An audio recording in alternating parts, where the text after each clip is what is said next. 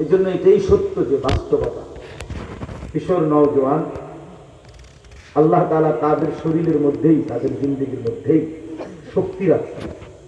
এটা আল্লাহ প্রদত্ত।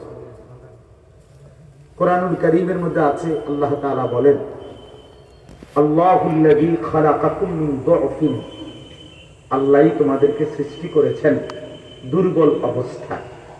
দু'ফ অর্থাৎ দুর্বল।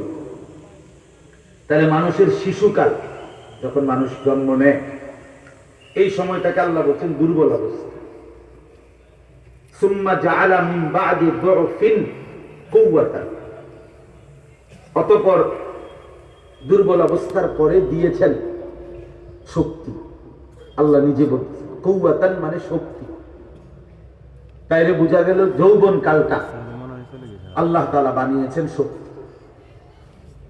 সুম্মা জাআলা মিন বা'দি কুওয়াতিন দু'ফান ওয়া শাইবা, আল্লাহ নিজেই বলতেছেন অতঃপর শক্তির পরে আবার দিয়েছেন দুর্বলতা এবং বৃদ্ধ অবস্থা।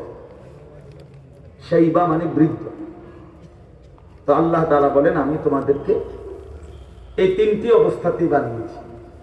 ছোটবেলাটাও ছিল দুর্বল শিশুকাল, বৃদ্ধকালটাও, শেষ বেলাটাও দুর্বল, মাঝখানের শুধু যৌবন কালটা, এটাই হচ্ছে শক্তি।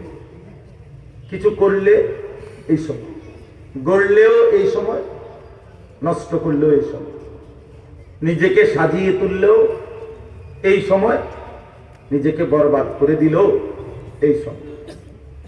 এই সময় এটা গুরুত্বপূর্ণ। এটাকে সময় কুওয়াতান বলা হয়েছে।